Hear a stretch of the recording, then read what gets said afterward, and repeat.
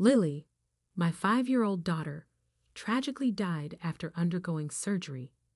Bob, my spouse, looked unconcerned while I was overcome with grief. Bob and his parents did not even show up for Lily's burial. Have you given him a call? I've called him numerous times, but he doesn't pick up. Where on earth could he be? I kept trying to call Bob during the funeral, so I didn't even have time to grieve Lily in a normal manner. The call finally went through right before we arrived at the graveyard. Where are you? It's almost time for the burial. If you don't come now, you'll miss your chance to say goodbye to Lily. When I urged him to come quickly, Bob responded with a tired, disinterested voice and then said something that shocked me. I'm not coming to the funeral. Spot has a cold, and we're at the vet right now. Just handle the funeral without me. Oh, and you're not keeping all the funeral donations. I couldn't believe what I was hearing. Before I could respond, he hung up, and I stood there in shock. Did you reach him? Will he make it in time? He said Spot has a cold, and the whole family is at the vet, so they're not coming. My father was even more furious than I was about their reason for not coming. Unable to forgive them, my father came up with a plan and decided to take action. My name is Catherine. I'm 28 years old, and I work as a web designer. I live with my husband Bob and our most precious daughter in the world, Lily. Lily is now 1 year old and has grown into an adorable little girl, but her birth was quite difficult. She was born early, at a time when I wished she could have stayed in my belly a little longer. When she was born, she weighed only 3 ounces and was immediately moved to an incubator without me even holding her. On top of that, her organs hadn't fully developed yet, so she had to undergo several surgeries with her tiny body. As a result of the surgeries, Lily somehow managed to survive. However, our relief was short-lived when the doctor told us that even after she was discharged, Lily would need 24-hour care. They explained that she would need to be fed through a tube, and there was no guarantee that her health wouldn't relapse at any time. I regretted not being able to protect her in my womb until she was fully grown, and I couldn't stop crying. Why my child? Why did this have to happen to us? I blamed myself every day. What made things even harder for me, both mentally and physically, was Bob and his parents, Kevin and Susan. When Lily was born, she wasn't in a condition where visitors could see her, but Bob had informed both sets of parents about her birth. My parents simply congratulated us over the phone, saying they'd celebrate when things calmed down. But Kevin and Susan were different. She's born. We're going to the hospital right now. They were so excited about her birth that they didn't listen to the full details of Lily's condition and rushed over immediately. Bob, where's Lily? Bob, looking a bit awkward, guided them to see her. When they saw Lily hooked up to tubes and too fragile to be held, they said, "What is this?" Realizing that they couldn't even hold their granddaughter, they blamed me. "Why didn't you give birth to a healthy baby for our family?" "That's right. Do you know how much we were looking forward to meeting our grandchild? Even though I had just had a C-section and couldn't even get out of bed, they still blamed me. Stop pretending to be sick. Get up and explain yourself. Why did you even marry Bob if you couldn't have a healthy child? How are you going to take responsibility for this? When will this baby ever get better?" I had no idea what to do, feeling completely overwhelmed. So I looked over at Bob, hoping he would help. "I need to go to the restroom." But Bob just left without helping me at all. After he left, I was left crying and apologizing to them. "I'm so sorry." Kevin and Susan kept lecturing me for nearly an hour, but during that time, Bob didn't come back. It was only after they finally left that Bob returned. My stomach started hurting, so I was stuck in the restroom the whole time. I knew he was lying. His eyes were darting all over the place. It was such an obvious lie. So I asked him, "Why did you abandon me instead of helping? Why did you leave when they were yelling at me like that? If you had explained things better on the phone, maybe this wouldn't have happened." Through my tears, I pleaded with him. I thought he would reflect on what happened and try to handle things better in the future, but instead, he sighed deeply and with an annoyed tone said, "My parents aren't wrong, and you deserve to get yelled at. After all, this is your fault for not giving birth to a healthy baby. Don't try to act like it's my responsibility, too." After saying that, Bob clicked his tongue and left. From that day on, Bob never came to visit us at the hospital again. Even after we were discharged, Bob continued to treat me and Lily coldly, avoiding any contact with us. "Hey, I bought Lily a cute outfit today. Isn't it adorable?" No matter how much I tried to reach out, Bob acted like nothing happened. When he did talk to me, it was just to tell me how he was going to avoid us. "I've got work dinners tomorrow and the day after, so I won't need dinner. Also, I'm going to start eating breakfast at the office from now on." I understand that he might want to avoid facing the reality that his daughter isn't like other kids, but this attitude was getting harder to deal with. I asked Bob to help out a little with parenting. "Hey, Lily is your child too, you know. Please, can't you just listen to me? Help me with raising her." For the first time in a while, I looked him in the eye and told him how I felt, but Bob didn't respond the way I hoped. He looked at me coldly and pushed me away. "If you wanted that, you should have had a healthy baby in the first place. Don't try to push your responsibility onto me." After that, Bob distanced himself from me even more.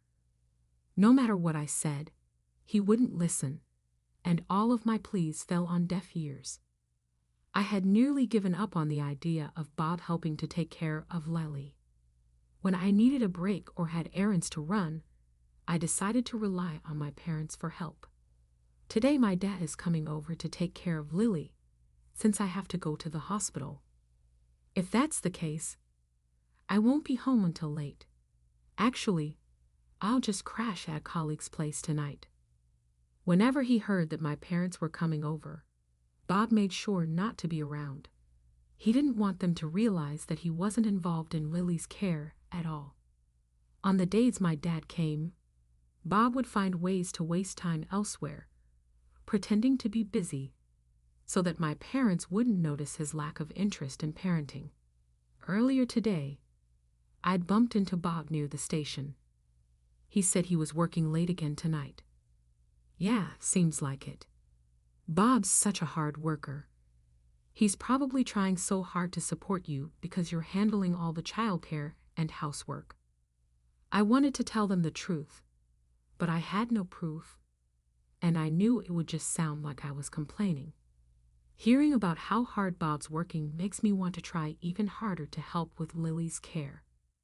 Watching my dad completely bought into Bob's lies made my heart ache. "All right, Lily's surgery is next month. Could you or Mom come over again on that day?" "Of course." "Is Bob going to be at work?" "He's really working hard for you and Lily. I'll take time off from work to be there for the surgery if you need me." "Yeah, thank you, Dad. Always putting me and Lily first." My dad, John, is a musician who is also active on TV and in magazines. Not only is he a composer, but my father's warm personality is also widely appreciated, which has led him to appear as a commentator on news programs and variety shows, expanding his career. Despite his hectic schedule, he postponed important engagements and took time off to be with me when Bob couldn't. I was so grateful to my dad for doing things that Bob never would, as if it were the most natural thing in the world.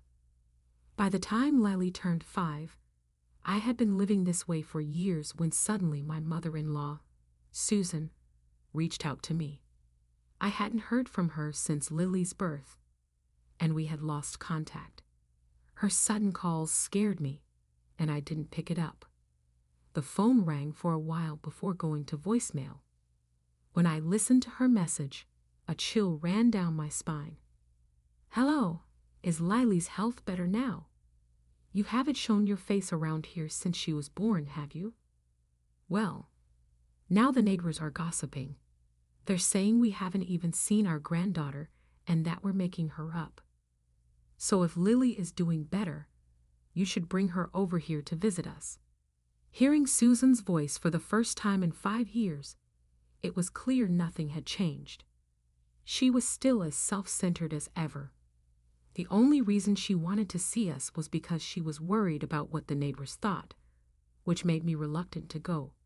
But when Bob came home, he didn't even ask my opinion and immediately said, "We're going to my parents' house this weekend." I figured Kevin and Susan must have called him too. We hadn't visited them in all these years, so I was surprised by his sudden decision. Of course, I didn't want to go, remembering how they blamed me right after Lily's birth. But it had been 5 years.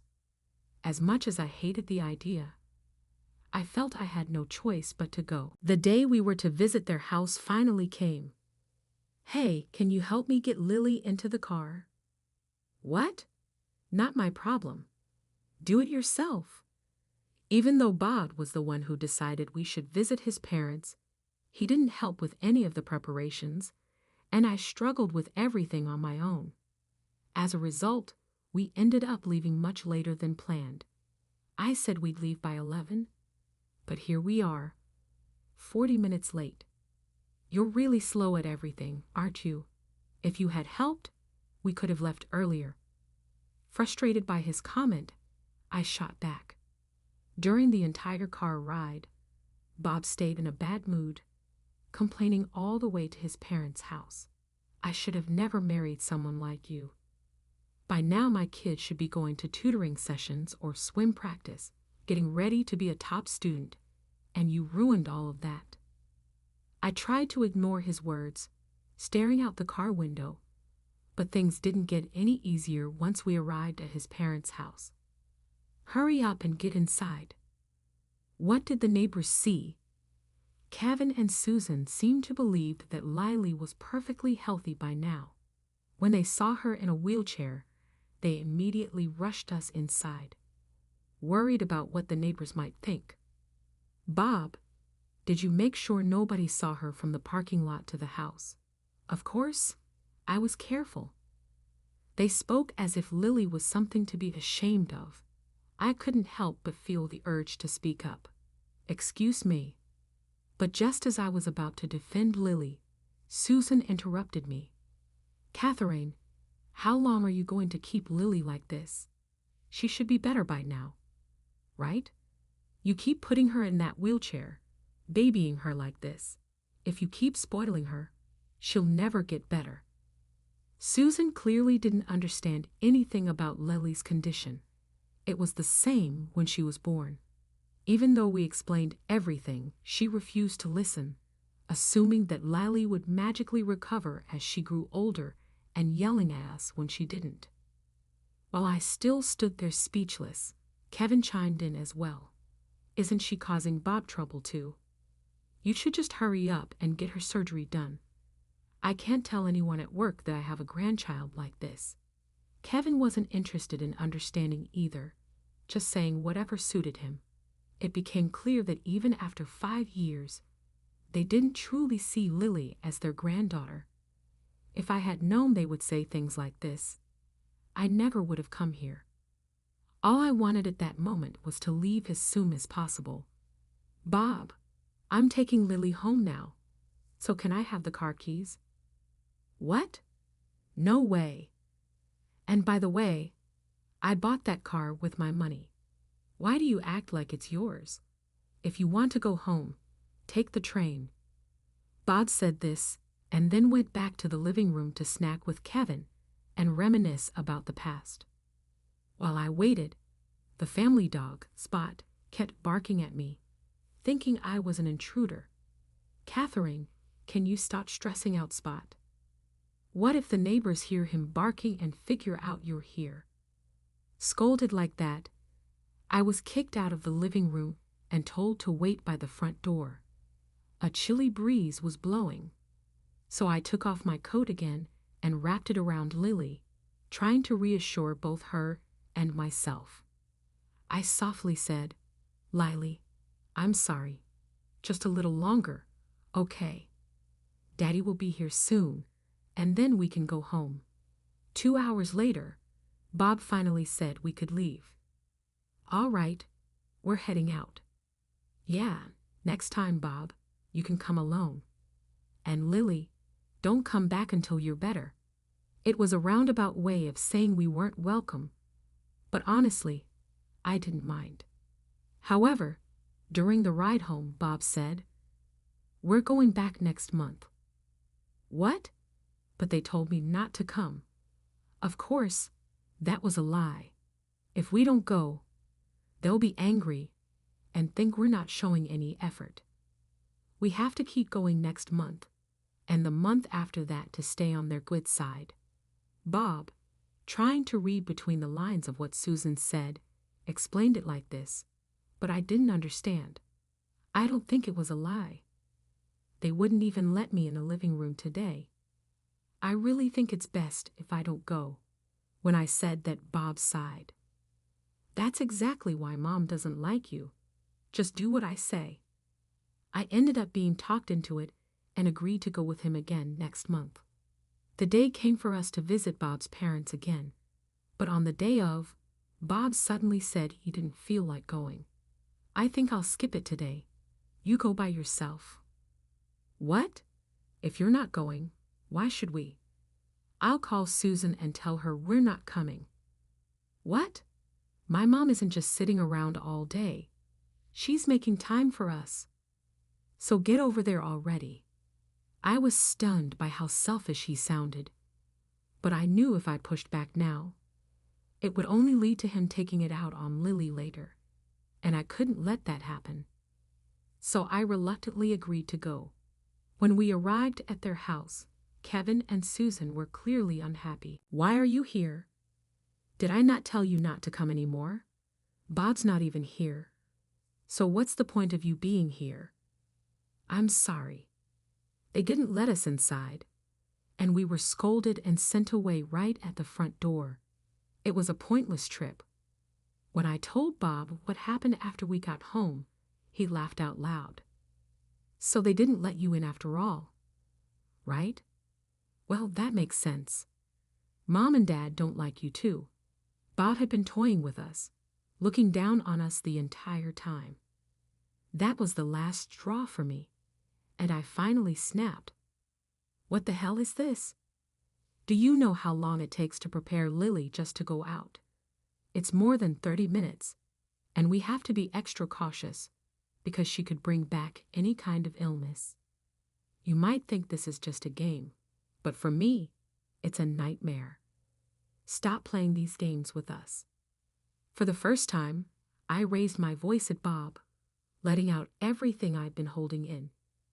Bob looked shocked for a moment, but then quickly returned to his usual self and said, "No need to get so angry. This is your fault anyway for keeping Lily away from my parents. Your parents visit and see Lily all the time, so you've been the unfair one." He completely missed the point and started shouting at me, telling me to leave. At that moment, I realized I couldn't stay with Bob any longer. I decided to return to my parents' house. When I returned to my parents' house after a long time, they welcomed me and Lily warmly. "If you told us, we would have picked you up. It must have been tough getting here. Your mom made some coffee, so stay a while and relax. I'll take care of Lily in the meantime." My dad busily attended to Lily, making sure I could rest. So I heard you and Bob had an argument. That must have been hard. I'm sure Bob didn't mean to take it out on you and Lily. He's probably just stressed from work, and you just happened to be there. Don't worry about it. Not knowing the real reason for the fight, my dad tried to reassure me. Thank you. That was all I could say in response to his kindness. Unbeknown to me, my dad had called Bob to try to smooth things over. I called Bob earlier. He said he realized he went too far and feels bad about it now. He asked me to tell you that you're welcome to come back anytime. What Bob said shocked me. I was shocked to hear such an apology from Bob. He had never said sorry before. Really? Bob said that as I was processing this, a message from Bob popped up on my phone. Oh, looks like Bob texted you. Maybe he's saying he misses you and Lily. My dad nudged me playfully, grinning with a slightly hopeful expression. I opened Bob's message, but my excitement quickly vanished. The message from Bob was the exact opposite of what my father had just told me. Bob wrote that he was enjoying the peace without us and suggested that I should just continue living at my parents' house permanently. What did Bob say?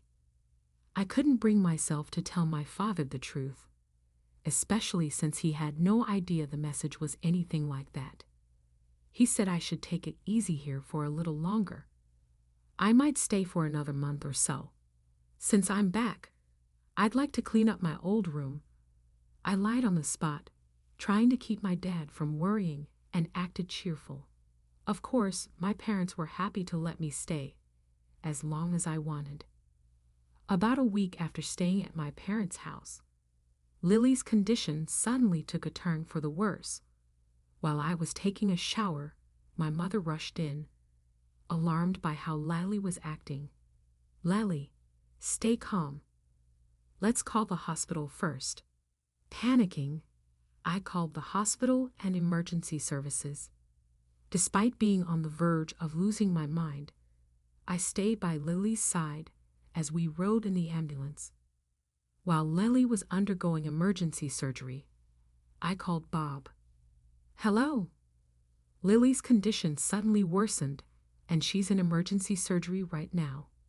Bob, as usual, responded in a lethargic tone. Surgery? Is he not even going to say anything supportive? As I worried about his response, my father arrived, having driven to the hospital. Catherine, how was she? Did you get a hold of Bob? He asked in my father's voice. Bob quickly changed his tune. I'm on my way. Which hospital? Well, the general hospital near my parents' place. As soon as I told him where we were, he hung up. I was shocked by how suddenly his attitude shifted, and I told my dad about it, still in shock. Bob's coming. That's great. You must feel relieved that he's on his way, my father said, but I couldn't feel genuinely happy. I would later understand the reason for this discomfort, but for now, I was just confused. John, thank you for staying by Catherine's side in my place. I'm here now, so I'll take over from here. The first thing Bob said when he saw us was words of concern for my father. In that moment, I had a vague realization. It became clear that to him, pleasing my father was more important than Lily. Thanks. Now that you're here, I'll head home. Let me know if anything changes, and I'll come right back. As soon as my father left, Bob's demeanor shifted again. I was relaxing at home, and now this. Don't call me when John's around like that. You forced me to come here. What do you mean forced? Of course you should come. This is about your daughter. Bob's words bothered me, so I spoke up. It infuriated me that he implied he wouldn't have come if my father hadn't been there. His indifference toward his own daughter was simply too much to bear. I knew it wasn't the time to argue, especially with Lily in surgery, but I couldn't hold back anymore. No matter the situation, if something happens to Lily, You should be here immediately." That's what any parent would do. After I said that, Bob became irritated at being lectured and started grumbling with an annoyed expression on his face. "Don't push your ideas on me. You don't even know what's going on with me. What could possibly be more important than Lily right now?" I was sure Bob was just upset because he had been interrupted while playing mobile games or something equally trivial. I was beyond frustrated by his total lack of responsibility as a father. We sat in silence, the tension thick, when the doctor finally appeared. From the doctor's uneasy expression, I knew everything then. The doctor, with a heavy heart, began to speak. "What?" "Lily. He told us that Lily had passed away during the surgery." I stared at the doctor, unable to blink for a while. Then all I could do was break down in tears right there, still unable to fully grasp the reality of losing Lily. Both Bob and I informed our parents. My parents rushed to be by my side, but Kevin and Susan never came. However, I'd barely had time to think about their absence, as I was immediately busy with paperwork and funeral arrangements. As I began preparing for the funeral, I suddenly realized, wait, where's Bob? At first, I thought he had just gone to the restroom, but he never came back, and the funeral proceeded without him. Where's Bob? Both my father and mother began looking around. Realizing his absence, "Catherine, why don't you try calling Bob?" Following my father's suggestion, I tried calling Bob, but no matter how many times I called, he didn't pick up. Other attendees began to notice that neither Bob nor his parents were there, and everyone seemed confused. Even during the service, I kept calling Bob repeatedly. Eventually, it was time to move to the burial site.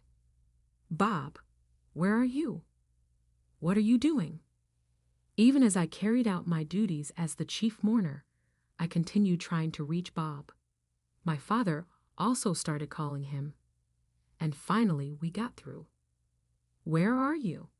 It's time for the burial. This is your last chance to say goodbye to Lily. Hurry." With time running out, I spoke rapidly, urging him to come. Then Bob, in his usual lethargic tone, said, "No, I'm not coming. You handle it on your own."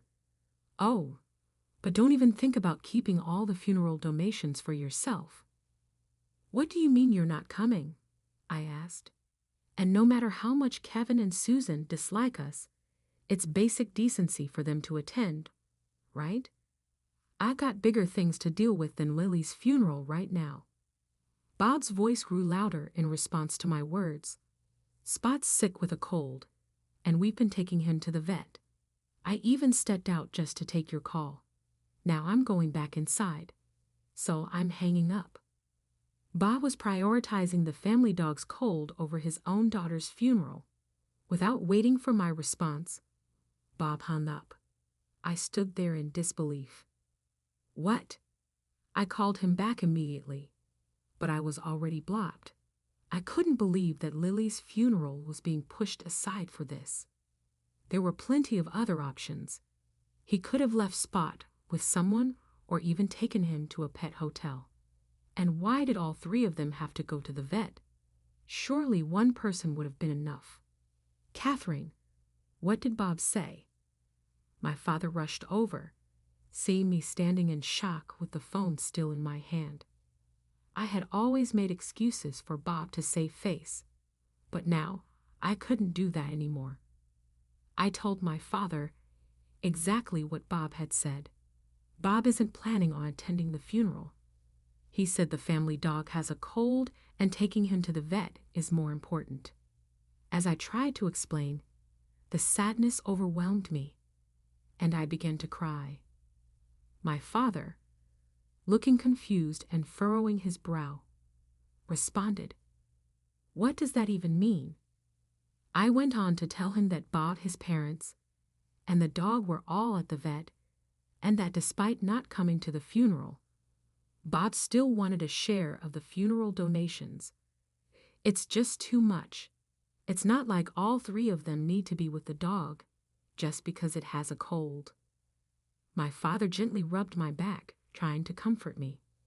He seemed to be thinking deeply as he spoke. I get that they're worried about the dog, but Bob could have come alone. He could have made arrangements and still been here for Lily. It's not just about this funeral. It sounds like Bob has been neglecting us too for a long time. I finally confessed to my father about Bob's rude behavior at home, how Lily and I had no place in his family, and how they constantly spoke ill of us. My father, having trusted Bob with his daughter and granddaughter, was at a loss for words, and that's why I think they don't really care about Lily's funeral. As soon as I said it out loud, the sadness overwhelmed me, and I couldn't stop crying. My father stayed by my side, without saying a word, just offering his presence. A few minutes later, my mother came in to tell us it was time to say our final goodbyes to Lily. Let's go. We'll talk about Bob later. My father's words reminded me that Lily was the priority right now, and I shifted my focus. We said our goodbyes to Lily, and the long, painful day finally came to an end. Back at home, I told my parents everything about Bob and his family, starting from the very beginning. My mother was shocked when she learned that Bob had prioritized their dog over Lily.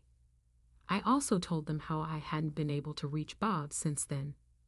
They hated me and Lily. Maybe they feel relieved now. Thinking about it makes me so angry. As I let out the anger that had been building up, my parents nodded quietly in understanding. I completely understand how you feel, Catherine. Let me handle Bob for a while. Okay. I had no idea what my father had in mind, but his words confused me. Sensing my confusion, he spoke gently. Don't worry. Leave it to me and take some time to rest. Trusting my father, I decided to take a break from work and spend some time recovering at home. A few months later, my father, being a musician, released a new song and essay. My mother and I sat together watching the TV show where he was set to appear. Oh, here comes Dad. When asked about the inspiration behind his new work, my father explained, actually, my 5-year-old granddaughter passed away due to illness. Both my daughter and I were devastated, and to make matters worse, my son-in-law behaved in ways I could hardly believe. I channeled all of that sadness and anger into these works. As soon as my father finished speaking, the song and essay created a huge response. People analyzed the lyrics, discussed my father's words, and those in similar situations shared their sympathy. It became big news. Many people read my father's essay and lyrics, expressing shock at the unimaginable behavior we had endured, and their support for both my father and me flooded in. Most of the people watching the TV didn't know if Bob was. So while he wasn't directly identified, those who knew him figured it out immediately. This was because when we got married, Bob had bragged to everyone about how my father was a well-known musician who appeared on TV and in magazines. I married that famous guy, John's daughter. Pretty cool, right? I mean, if you really want, I could get you his autograph or something. He would go around saying that to his friends and colleagues. Bob's deferential attitude toward my father was never genuine. It was all just so he could hand out autographs and boast to those around him. If he upset my father and damaged their relationship, he wouldn't be able to brag anymore, let alone get autographs. So he went out of his way to act like the perfect husband in front of my father. But now all those bragging antics had come back to bite him. Messages from my friends poured in. Of course, Bob had also pretended to be a good husband around my friends. So when his true nature was exposed, they were furious on my behalf. I met all the texts and calls from my friends. Bob called me too. I had ignored his calls while replying to my friends, but the phone wouldn't stop ringing. This same Bob, who had blocked my number when it suited him, was now desperately trying to get in touch. I sighed at the sight of his name on the screen, but eventually decided to answer. "Hey, you need to get John to take back what he said. I'm getting flooded with calls, and so are my parents. Do something." It seemed Bob had been getting a lot of messages too. Apparently, both he and his parents had been bragging about my father as well. "Come on, he'll listen to you, right? Tell him I'm sorry and ask him to take it back." Even over the phone, I could tell Bob was panicking, probably pale with worry. Knowing this, I made it clear that I wouldn't ask my father to do anything. "No, this is your last chance to realize how much pain Lily and I are in. Maybe now that people know, you'll finally learn something," I said firmly. But Bob continued to plead. "Please, I'm begging you." "Fine, you can keep all the funeral donations if you want. Isn't that what you're really mad about? Do whatever you want with it. Just fix this." "It's not about the money." Bob's insensitive words made me snap, and I raised my voice in anger. "It's not about the money. It's about everything you've done to me and Lily that I can never forgive. And that includes Kevin and Susan." I said this in a low voice and then hung up the phone. My mother, who had been watching the whole thing, immediately knew I had been talking to Bob and gently rubbed my back. After I ended the call, I had hoped that my father's actions would make them reflect a little, but they did something unbelievable instead. One night, just after my father came home, the doorbell rang. When my mother checked the intercom, she let out a gasp. "What's wrong?" My father rushed to check, and there, standing at the door, were Bob and his parents. Cautiously, my father pressed the button to speak through the intercom. "Hello? Oh, is that John? We're so sorry for all the trouble Bob has caused," Kevin said, half smiling with a slightly insincere tone. Judging that they hadn't come to cause any harm, my father decided to continue the conversation. "So, what do you want?" "Well, we were hoping you could retract your statements from today's TV show." "That's not going to happen. Please leave." My father's firm response caused their demeanor to change immediately. "We came all the way here trying to be polite, and this is the attitude we get. Have you no heart?" "Exactly. We didn't even have to come, but we did. And let's not forget, all of this is your daughter's fault. If she had just given birth to a normal, healthy child, none of this would have happened. Excuse me, but do you even realize what you've done?" "What? We just wanted a healthy grandchild. We've been stuck with a wife who couldn't give us that. What's wrong with that?" "Exactly. And it's because you didn't raise your daughter properly that we had to step in and teach her a lesson. All of this is your family's fault." No matter what my father said, they insisted everything was our fault. My father remained calm, but their rude behavior was pushing him to his limit.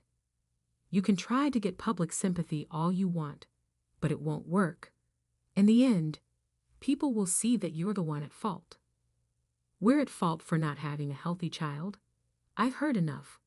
Regardless of the child's health, it's our duty to love and care for them." "Oh, please spare me the righteous talk." Their shouting became so loud that the neighbors must have called the police because officers soon arrived. "Police? No. That's unnecessary. We're just." Heaven started to panic at the sight of the police. Deep down, they probably knew they were in the wrong. They tried to leave in a hurry, but were quickly stopped and taken away by the officers. Even during questioning, they were more worried about public opinion than anything else. The next day, we found out that reporters had shown up outside our house, and the incident ended up in the tabloids. The headline read, "Is this the family behind the heartless words mentioned in John's essay?" It quickly became a hot topic. As soon as people identified Bob and Kevin, their company was flooded with calls questioning why they were employing such people. The number of complaints led both Bob and Kevin to be placed on house suspension. Faced with relentless harassment from strangers, the three of them became too afraid to leave their house and eventually resigned from their jobs, choosing to live quietly in hiding. One day, Bob sent me divorce papers in the mail. Along with that, he included a letter. "Well, I'm giving up all rights to the house to you." Bob had given up the house we once shared with Lily, along with all of his assets, and it seemed they had fled somewhere. After reading the letter, my father said, "Well, at least you managed to get divorced without any trouble." I nodded in agreement with his statement and promptly filed for divorce. Consequently, a number of years went by following the divorce. I had sold the house, divorced Bob, and lost my darling daughter, Lily. Everything was gone from me. Selling the house and divorcing Bob were decisions I didn't regret. In fact, I was relieved. However, I felt as like my heart was exploding when I lost Lily. However, I have continued to go on, went back to work, and am slowly rebuilding my life because I know that's not what Lily would want to see from her mother. Your mom is going to give it her all again today, Lily. Her memory still gives me strength, and I tell her this every day. I will always remember Lily, even if I eventually find a beautiful partner and have many kids. I'll make sure to tell the child everything about her when I'm fortunate enough to have a new existence. I will make this a great day and live it to the fullest for Lily's sake.